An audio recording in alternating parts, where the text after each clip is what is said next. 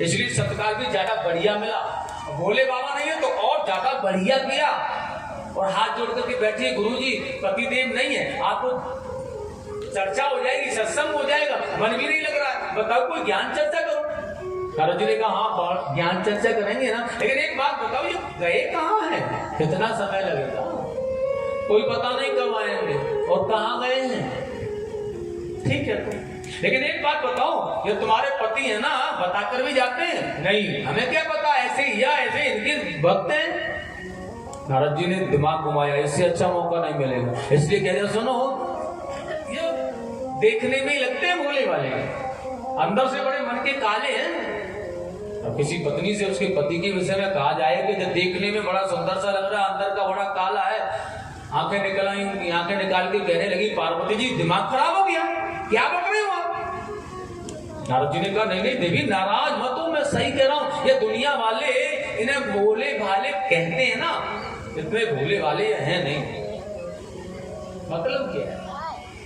अब पार्वती ज्यादा कहने लगी ना, नारद जी ने कहा एक बात सुनो मेरी, अगर भोले भाले हैं ना तो यह बताओ, या भगवान भोले बाबा के गले में मुंडों की माला है या किसके सर मुंड है?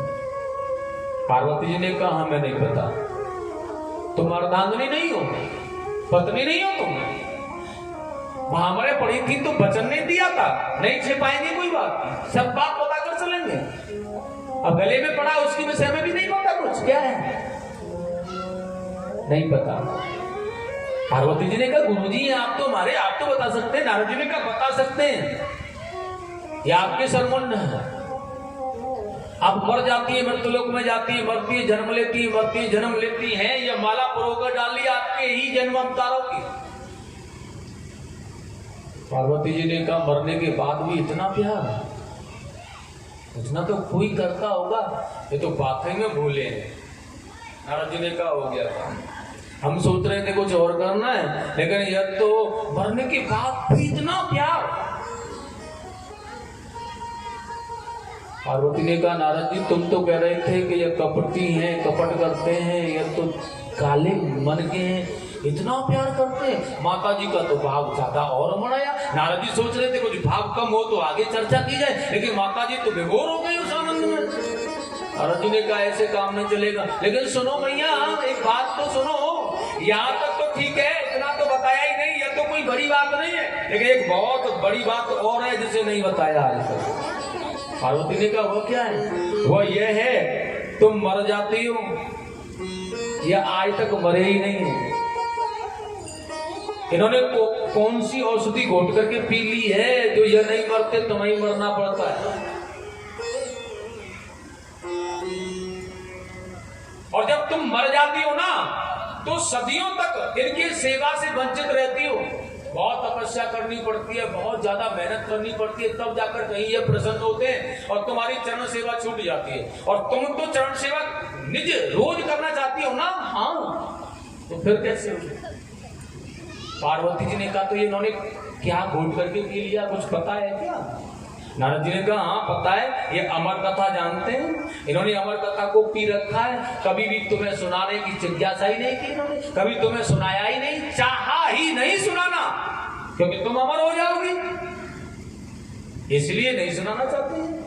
अब तो नारी जाति का स्वभाव है, बहुत संभाला बहुत संभाला बहुत संभाला, लेकिन फिर भी चली गई, दिमाग चला गया। सही कह रहे हो, कपट करते हैं ना। पार्वती जी ने कहा बहुत ज्यादा करते हैं। बताओ मुझे आज तक यही नहीं बताया, इतना बड़ा कपट, मैं दिन रात सेवा करती हूँ इनकी।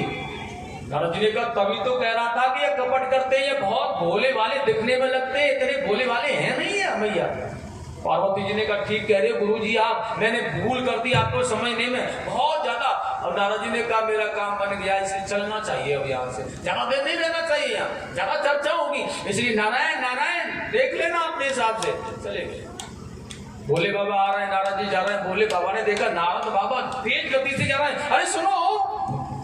नारद जी ने कहा प्रभु प्रणाम, अब नहीं आऊंगा, बहुत समय से तुम्हारे इंतजार कर। नहीं अरे क्षण मात्र रुक जाओ ना, मत जाओ, थोड़ा रुक जाओ। नारायण नारायण नहीं रुक सकता ना, कह दिया जा रहा हूं मैं। भोले बाबा ने सोचा अवश्य ही कुछ न कुछ दाल में काला है, इतनी गति से भागना। घर पर चले देखें, आए कैलाश पर बैठे महादेव जी, पार्वती जी ने बोलना चालना बंद कर दिया। और कोई तो कमाल होता ही नहीं, तो यही होता है, रूखा रूखा स्वभाव, बोलते ही नहीं। महादेव जी ने कहा क्या बात हो गई है, कोई कमी हो गई है, आटा निमट गया है, चक्की से नहीं आया क्या है? क्या परेशानी है, क्या पीड़ा है, क्या चीनी समाप्त हो गई है, चाय नहीं मिली आज, या अदरक नहीं था, क्या बात है बताओ तो सही देवी जी। अब तो नहीं, कोई बात नहीं है, मूड ही नहीं किया, बोल ही नहीं। भोले बाबा ने कहा पड़ोसी ने कुछ आकर कह दिया क्या, या बच्चों से कोई बात हो गई है, क्योंकि अपना तो कोई पता नहीं, क्योंकि थे ही नहीं, हमसे होगा क्या, या तो बच्चों से रूठना, कोई बात हो गई, या पड़ोसी ने कुछ कह दिया है इसलिए ताना शान बैठे होने। भोले बाबा ने कहा बताओ तो सही। धीरे से कहना प्रारंभ किया, एक बात बताओ, आपने हमें अमर कथा क्यों नहीं सुनाई? भोले बाबा कहने लगे बाप रे, हमने तो समझा दाल में ही काला, या तो पूरी दाल काली है, लेकिन किसने बताया ये तुम्हें? तुम्हारे गुरुजी आए होंगे आज, वो नारद जी वही ज्ञान देकर गए होंगे ना। अरे नारद बाबा तो नारद बाबा, इसका तो स्वयं का घर है नहीं, दूसरों के घरों को और बिगाड़ता है, क्यों बातों में आ गई तुम? पार्वती जी ने कहा हाँ बातों में आ गई, मुझे इतना अच्छा ज्ञान दिया है, तुमने कभी बताया ही नहीं, कभी तुमने दिया ही नहीं मुझे ज्ञान, इतना सुंदर ज्ञान देकर के गए, बताओ अमर कथा क्यों नहीं सुनाई? अब भोले बाबा बड़े समस्या में आकर नारद, भोले बाबा ने कहा देवी सुनो, शास्त्र की ऐसी मर्यादा है, जब तक सामने वाला नहीं कहे तब तक सुनाया नहीं जाता। पार्वती बड़ी बोली है, उन्होंने कहा ठीक है, हमने कभी नहीं कहा, आपने नहीं सुनाया, लेकिन अब कह रहे हैं हम, सुनाइए हमें। भोले बाबा ने कहा लेकिन हमारी शर्त होगी, सुना तो देंगे, तीसरा कोई व्यक्ति नहीं होगा वहां सुनाएंगे, हम और तुम अकेले होंगे वहां। इसलिए छोड़ दिया स्थान, हिमालय के लिए चल दिए, बहुत सुंदर तलहटी में, गुफा में, लेकिन वहां भी भगवान जब जा रहे हैं ना, तो जगह जगह पर बहुत सुंदर अपने अपने सेवकों को छोड़ते जा रहे हैं। बैलगाम पड़ता है ना अमरनाथ की यात्रा में, वहां नंदी बैल को जोड़ा था भगवान ने। उसके बाद में भगवान ने पंचतरणी गंगा जहाँ पड़ती है, वहां जटाओं से गंगा को विश्राम दिया था। चंद्रवाणी वाला जो स्थान है ना, वहां मस्तक का चंद्रमा रखा था।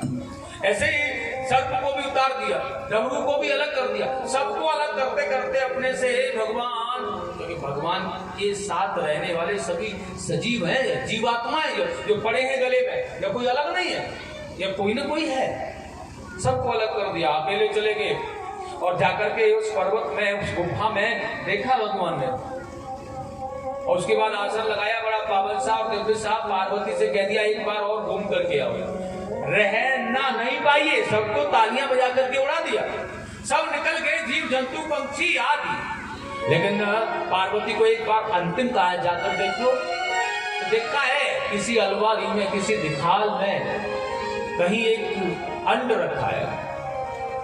अब उन्होंने कहा अंड तो अंड है, यह कैसे कथा सुनेगा, लेकिन अंड सजीव होने वाला है यहाँ हो, क्योंकि इसका प्रसव काल है ना, या अंड से निकलने वाला, इसका जो इसके अंदर जो जीवात्मा है वो निकलने वाला है, उसका समय पूरा हो गया है, और वहीं वो कथा प्रारंभ होने वाली है, बिल्कुल उसका भी समय बिल्कुल नजदीक आ गया है, और यहाँ इसका समय नजदीक है। इसलिए जैसे ही कथा प्रारंभ हुई, तुरंत वह गिरा, हवा के झोंके से फूटा, उसके अंदर से सुख बच्चा निकला, और कथा प्रारंभ हुई।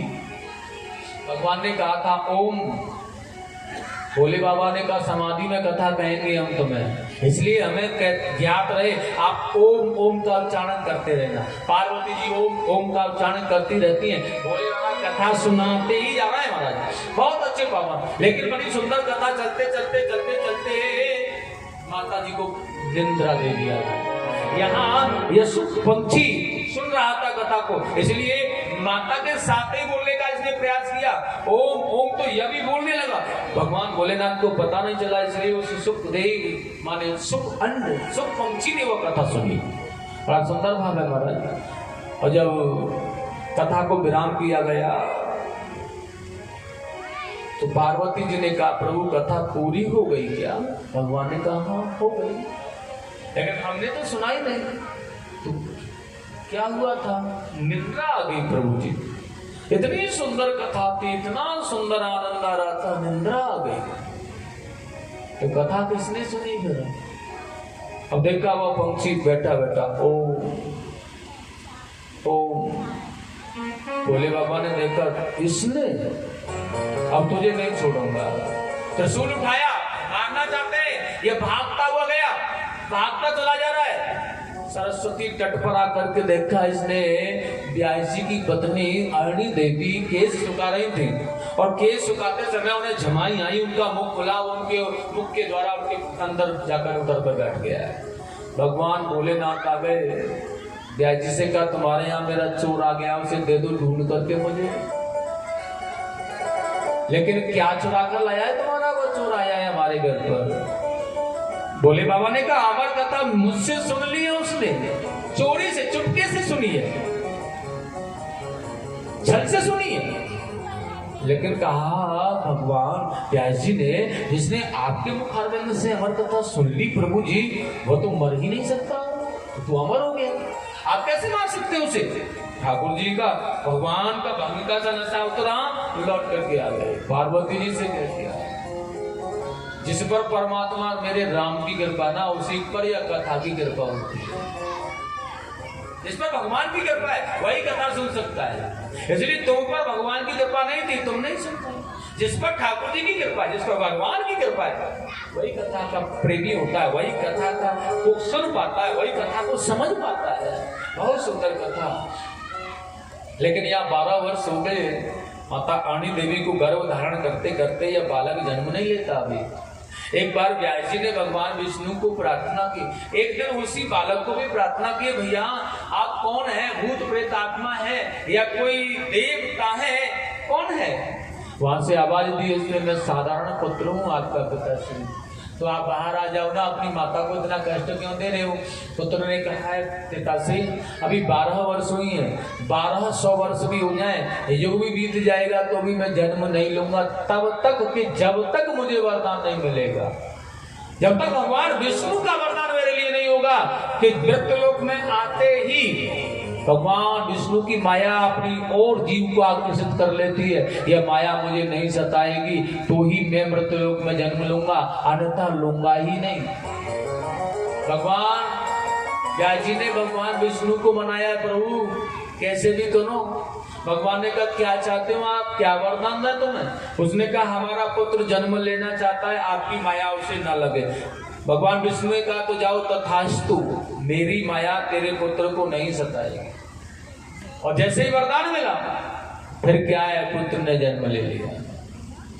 अमर कथा शंभु कही सुन कर यह सब भेद, तोता है सो उड़ गयो प्रगट भये सुखदेव। बोलेंगे सुखदेव भगवान की जय, सुखदेव भगवान की जय। और यह जन्म लेते नार को कंधे पर डाल करके चल रही है। व्यास जी भाग रहे हैं पीछे, या आगे आगे दौड़े जा रहे हैं। व्यास जी कह रहे हैं रोको पुत्र, जन्म लिया, पिता को न देखा, माता को देखा नहीं और चला गया, अरे रुक तो सही। वो नहीं रुके। सुखदेव जी ने देखा, बताओ कितने बड़े ज्ञानी है हमारे पिताजी, कितने साहित्य, इतने वेदों को जानने वाले, पहचानने वाले, इतने ज्ञानी हैं, लेकिन केवल मेरे कारण, अपने पुत्र के मुंह के कारण कैसे पागलों की तरफ भाग रहे हैं। अब क्या करना चाहिए? सुखदेव जी ने छिप करके वृक्षों में और जोर से चिल्लाना प्रारंभ किया, एक साथ गुंजायमान ध्वनि से।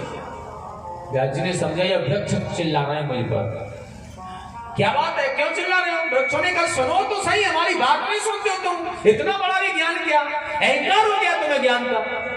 व्यास जी ने कहा मेरा पुत्र जा रहा है भैया, मैं उसे लेने जा रहा हूं, वो आगे निकल जाएगा, बाद में आकर सुनूंगा। नहीं, पहले हमारी बात सुनो। अच्छा ठीक है, कहो क्या कहना चाहते हो? तुम इतने बड़े ज्ञानी हो, विवेक रूपी बुद्धि को पाने वाले, और हम जड़ बुद्धि वाले हैं प्रभु जी। लेकिन जब परमात्मा हमें फल रूपी पुत्र देते हैं ना, तो एक भी अपने पास नहीं रखते हम, हमारे भी वह चाहते होते हैं, हमारे भी वह चाहने वाले होते हैं। जब वृक्ष पर फल लग जाते हैं ना, तो कितना सुकोमल भाव, कितना प्रसन्न हो जाता है वृक्ष है, क्योंकि वह सब उसके पुत्र होते हैं। बहुत ही कोमल होता है, बहुत प्रसन्न होता है, झुक जाता है, आनंद देता है अपने पुत्रों को।